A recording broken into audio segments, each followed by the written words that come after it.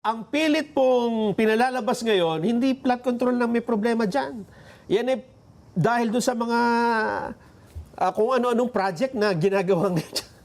Talagang iniisip na nila yung mga paraan para sa ganon ay mailayo sa taong bayan yung pinakabuod ng pinag-uusapan ngayon na kaya tayo nasadlak sa ganitong kalagayan dahil sa kawalang hiyaan na ginawa. May kinalaman sa pagpapatupad ng mga flood control project. Nako, totoo. Ang problema, Sen, ay kahit anong pilit na gawin na ilayo dun sa flood control ang issue, ang kalikasan. Kalikasan. Nature na po ang gumagawa ng paraan para ipakita. Ito ang problema, oh. Yung kabilya, alam mo yung kabilya, yung structural steel, yung structure. Aha. Kahit pa paano kung tingnan, hindi bakal yun eh. Parang plastic pipe. Ng flood control. Hindi, yun ang ginamit na kabilya. Parang yun ang kabilya. reinforcing bar. Ano? Parang yun ang bakal. Bali yun ang pinakabakal niya. Paanong titibay yun eh? Mabuti pa yung kawayan, baka kahit paano naging matibay yun eh. Plastic na pipe eh. Ang nandun sa loob eh. Ako po. Ito, hindi mo na maintindihan kung paano naisip.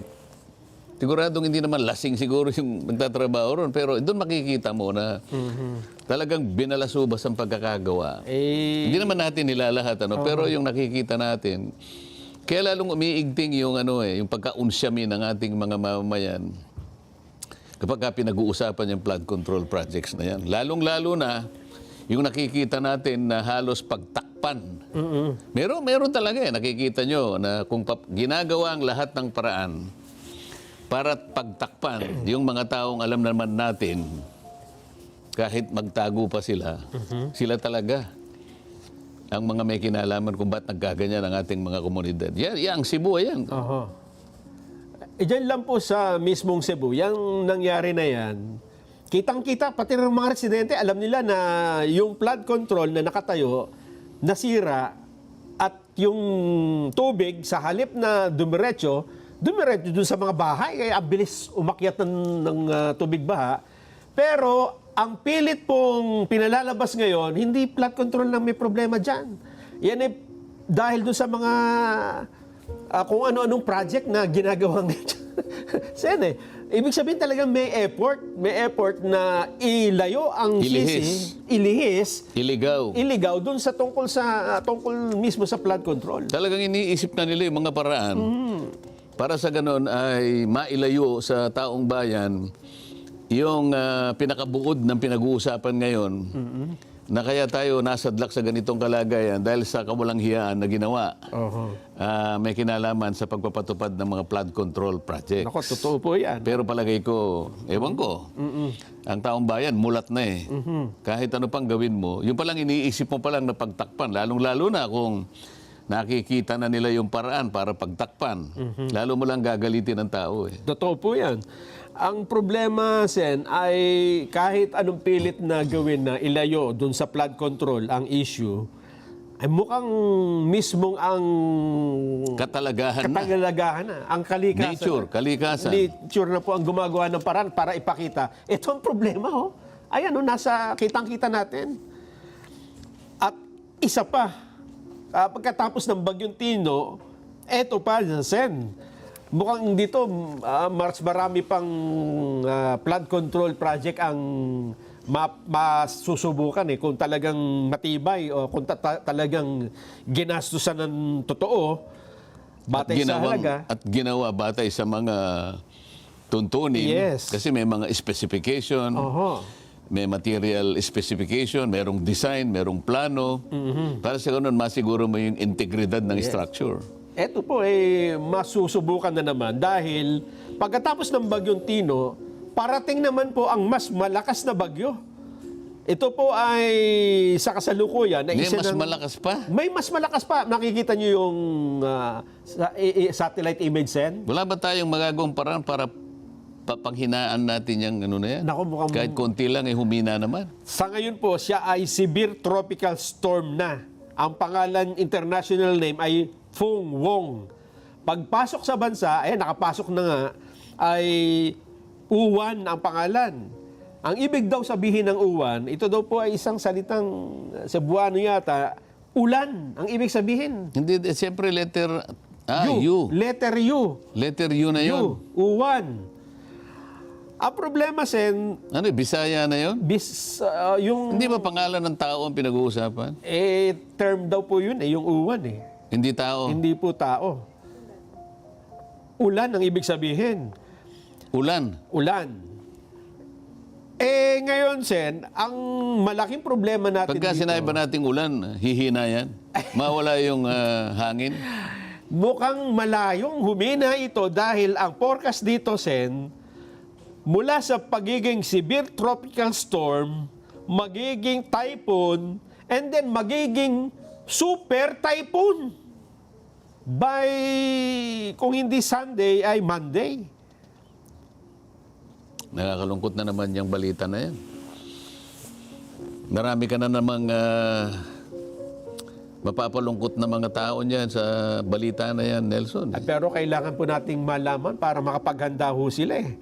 Dahil ang landfall daw po nito, Paparating na, paano mo pa ngayon, paano mo pa ayusin yung mga flood control? ayan dito na magkakaalaman, Sen. Mukhang ililitaw na talaga ng kalikasan, ng katalagahan, kung nasan yung mga itinatagong flood control project. Ang isa daw ho na posibleng bagsakan o kung saan maglalandfall ang bagyong uwan ay either sa pagitan ng Isabela at Aurora. Maaaring Linggo daw ho ng gabi o Lunes ng madaling araw. Or either dun sa dalawang lugar na yan o baka tumaas hanggang sa Isabela at saka Aurora. Pagitan daw po, Sen eh. O edi, nandyan din ang nandyan din yung Nueva Vizcaya, di ba? Quirino. Totoo po. Yan po Nasa yung, Eastern Seaboard yan, di ba? ang pinangangambahan nila dito, Sen, bukod dun sa ulan, yung matinding hangin at storm surge dito sa ang tatamaan ay Northern at Central Luzon, kabilang ang Cagayan Valley, Cordillera, at mga karatig pang lalawigan ng Ilocos Norte. Ako, dapat to ay paghandaan natin ito. Hindi lang, kasi ang naging problema, Sen, dito sa Cebu, naghanda naman ang mga tao eh. Ang totoo niyan, may mga report tayo bago pa dumating ang bagyo, namili na sila ng mga pagkain, lumekas na yung iba sa mga matataas na lugar. Inabot pa rin dahil hindi nila alam na yung lugar nila na dating hindi binabaha ay babahain ng ganong katindi, kabilis dahil nga dun sa mga nasirang flood control project. So paano kaya paghahandaan ngayon ito? Super typhoon naman ito. Ayun ang magiging malaking problema natin. Lalo na hindi tayo nakasisiguro kung ginawa nga ba yung mga flood control project ng tama. Kagaya ng ibang tulay na bigla na lang bumabagsak kapag dinaanan ng medyo mabigat na truck. Ito, super typhoon eh. Sana naman hindi na maging super pagka naglandfall. Pwede ba yun? Pwede mangyari na pag naglandfall, halimbawa, naghunos dili yung bagyo. Yung bagyo. Nakita na siguro na, teka muna, mukhang mas lalo namang malalagay sa balag ng alanganin ng bansang ito. Marami ng kasipayuan na dinulot namin eh. Ano kaya? Kung ang pag-uusapan po ay forecast. O kaya naman ano kaya kung luminya yung mga contractors, pumunta lahat sa baka mamaya yung mga contractors na may kinalaman sa flood control, halimbawa, magsakripisyo sila na tumayo sila doon sa baybayin ng tatamaan ng super typhoon na to. Ay, baka nga, ano? Baka mahiya ang bagyo pagka nakita sila, hindi ba? Siguro sa akin naman palagay, Sen, pag kung aamin yung mastermind dito, baka mapahinuha pa yung bagyo, yung super typhoon. Ang problema, ang mastermind pa yata yung hindi tatamaan nito sapagkat wala sa rito sa Pilipinas. So, nakaalis na ba? Talaga naman, oo. kaya naman sa ngayon, kaya hindi natin may alisin ang usapin sa flood control dahil sa tuwing Paulit-ulit na ipinaalala sa atin ng kalikasan sa pamagitan ng pagdating ng maraming kalamidad. Yes. Pangunahin na yung mga bagyong malalakas na yan para sa ganon malantad ang katotohanan na pinagsamantalahan ng bansang ito ng marami nating mga kababayan na kung tawagin sila ay mga honorables. Naku po. Di ba? Oho. Ano po ang kahihinap Aba, na natin? alam mo, sila pa ngayon ang akala mo walang kasalanan eh, di ba? Ay, Para namang hindi mo nakikita sa social media eh. Pilit na iniiwas, pilit na isinisinsay, pilit na inililigaw. Kunyari, ito yung daanan ng bagyo, di ba? Ang sabi mo, ang landfall niya is sa pagitan ng Isabela at saka Quezon. ng Aurora po. O, ng Aurora. Opo. Oh, malapit ang Quezon dyan eh, magkatabi yan eh. Biglang nilagay sa Surigao. Eastern Seaboard din yun eh, di ba? Alam mo yun eh, sapagkat dahil siguro sa laki ng nagawang kasalanan, siguro yung iba, maaring paunti-unti ay tinatamaan na rin ang kanilang mga konsensya, sa hiya, gumagawa ng paraan. Para sa ganon, yung totoo mapagtakpan. Yan ang nangyayari ngayon eh. Ito ang mas lalong kakilakilabot. Ginawa mo na nga ito sa bansa mo, nagkasala ka na sa bansa mo, ito ang naging kahihinatnan, kamatayan ng maraming Pilipino. Hindi natin sinasabi na dapat nangyari ito. Nalulungkot lahat tayo sa nangyaring ito eh. Ngunit, may koneksyon eh. Totoo. May koneksyon eh. Kaya nga, sinasabi natin, ang dami nating mga opisina na may kinalaman dyan. Meron tayong Civil Defense Authority yata yun. O ano na yung sa Civil Defense? Office of the Civil Defense, OCD. Office of the Civil Defense.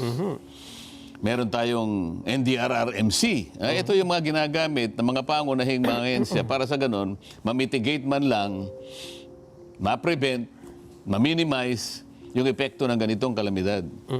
TPWH, sila may kasangkapan para sa ganon ay makapaghanda ang mga tao, mga komunidad, DSWD sa mga provisyon na kakailanganin kung sakasakaling lumala ang problema. Pero hanggang ngayon yung kasapatan na yun, nasira lahat yun sapagkat malala ang epekto ng kalamidad sapagkat yung mga ipinundar na mga proyekto na ang layunin ay pigilan, imitigate ang resulta ng lahat ng ito, lalong nagpalala. Ngayon, sinisikap nila ngayong ilihis sa pangyayari na para bang walang nangyari. Kamukha din sa Cebu. So sinasabi na hindi naman ito yung ang dahilan ito, tsaka ganyan.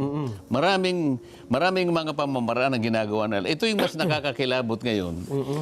Ang buong akala nila sa kanilang ginagawang ito ay matatakpan, makakalimot at magpapatawad ang taong bayan.